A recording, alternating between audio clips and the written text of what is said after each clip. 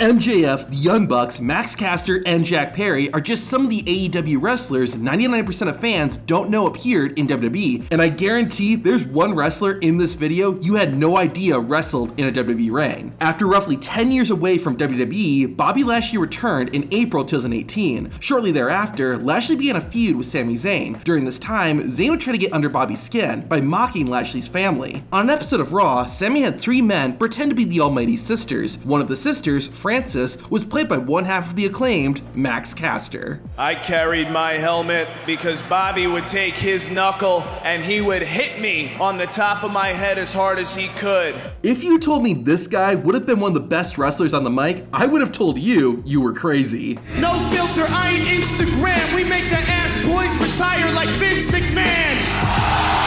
Bobby Lashley ended up clearing house and gave Max a good bump on the noggin. However, Max Caster isn't the only member of the Acclaimed that appeared in WWE. In late 2016, Anthony Bowens wrestled on NXT in a tag team match. Bowens' opponents were Akam and Razar, the authors of Pain. The match actually started out kind of rough, with it looking like Bowens landed on his head. Thankfully, the future AEW Trios champion was okay, but did end up losing the match. Julia Hart has slowly become one of the biggest female stars in AEW. What's even more impressive is that she was pretty much unknown before signing with All Elite Wrestling. However, when you see how ahead of the game she was, it's not as surprising. At the age of 18, Julia was already being noticed by WWE. As part of a sponsorship deal with KFC, WWE, quote, held a contest where 4 lucky fans would get to watch a Raw Tag Team Championship match ringside. In actuality, there was no contest, and the 4 fans were extras WWE brought in. This is apparent as one of the fans was future AEW TBS champion Julia Hart, who literally had just competed in her first wrestling match 3 weeks before appearing in WWE. Also, if you're curious, and I know you are, the man sitting next to Julia is not her husband. This is Julia Hart's husband. Another female wrestler who's made a name for herself in AEW is Britt Baker. However, unlike Julia, Baker has wrestled in WWE. The dental surgeon appeared on Raw in 2016, only a year after she started wrestling. Baker wasn't even given a name, as she was squashed figuratively and literally by Nia Jax.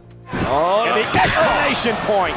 Ironically, 2 years later, Britt Baker would be put in a match against Nia Jax's future tag team partner. Baker returned to WWE in October 2018 and competed against Shayna Baszler. This time, Britt not only got her name announced, but an entrance too. However, the match would go much the same, with the referee ending the match after Shayna stomped on Britt's hand. You might not expect it, but the executive vice presidents of AEW, the Young Bucks, have appeared and even wrestled in WWE. The older Buck, Matt Jackson, was the first to appear when he fought Chuck Palumbo on a February 2008 episode of SmackDown. The match lasted about 2 minutes and was completely one-sided. Matt Jackson would return, but it arguably went worse than his first WWE match. In October 2008, Big Show was getting ready to fight in a match against The Undertaker. Fans got to vote whether the match would be a knockout match, an I Quit match, or a last man standing match. To demonstrate all 3 match types, the Big Show fought 3 men in a gauntlet match. The last man out was AEW EVP Matt Jackson. Jackson got chopped by the world's largest athlete before being chokeslammed through a table. Needless to say, he lost the match. However, Matt Jackson would make one more appearance in WWE, and this time he had his brother and fellow Young Buck alongside him. During the same month, the Big Show beat up Matt Jackson. The Miz and John Morrison were beefing with D-Generation X. The Dirt Sheet duo had some fun at Shawn Michaels and Triple H's expense by having 2 impersonators come out. The men pretending to be HBK in the game were, of course, the Young Bucks. Actually, it's more of a question.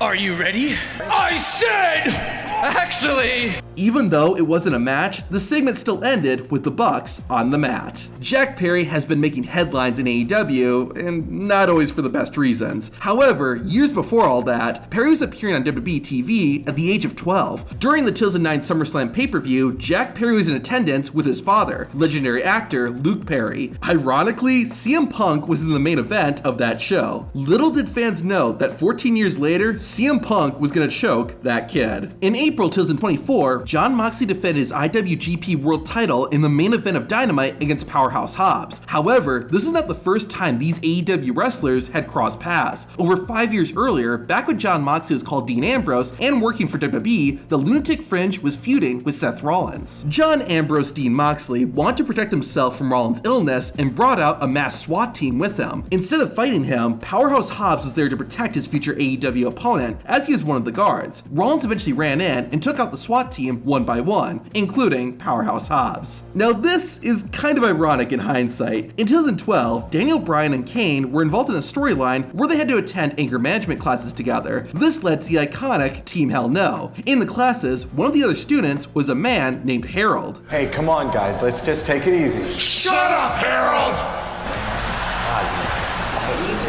Harold would go on to become AEW wrestler Scorpio Sky. Despite appearing in a non-wrestling role, Scorpio would still take a bump.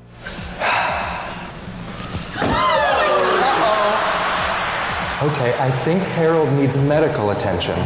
Even though he didn't wrestle for WWE, Scorpio Sky is actually banned from the company. A few months after these appearances, Scorpio Sky made anti-gay social media posts that he has since apologized for. After this happened, WWE officially said they had no plans to work with him in the future. In 2024, Ricky Starks will have been with AEW for 4 years. The Absolute has built up an impressive resume, but technically, Starks' WWE career has been longer than his one in All Elite Wrestling. Starks' first appearance in WWE was on a 2012 episode of SmackDown, where he competed in a 2-on-1 handicap match against Jinder Mahal. Starks didn't get much time to shine as he tapped out in less than a minute. Starks would be humiliated again when he was bullied by Ryback during a backstage segment and put through a table. After this, Starks would have 3 more matches in WWE, with his final match being against future AEW co-workers Dash Wilder and Scott Dawson on Raw in 2018. The future AEW World Tag Team Champion would even get in the ring with Kane during his WWE tenure.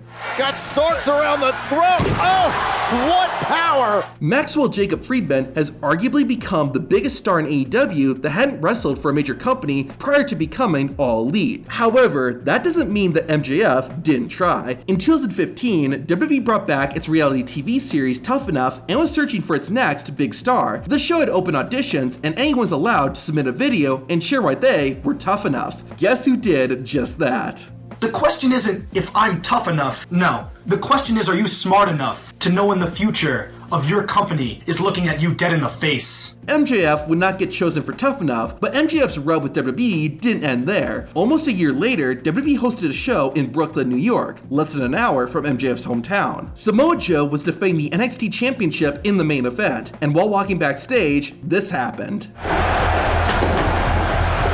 Yes, a 20-year-old MJF got shoved by Samoa Joe. About 7 years later, both MJF and Samoa Joe would be part of AEW, and they recreated the spot. Joe even wore the exact same ring attire. However, MJF had the last laugh as he defeated Joe 2 weeks later. Sasha Banks, or Mercedes Moné, actually appeared in WWE as a teenager. To see the clip, watch the video on screen.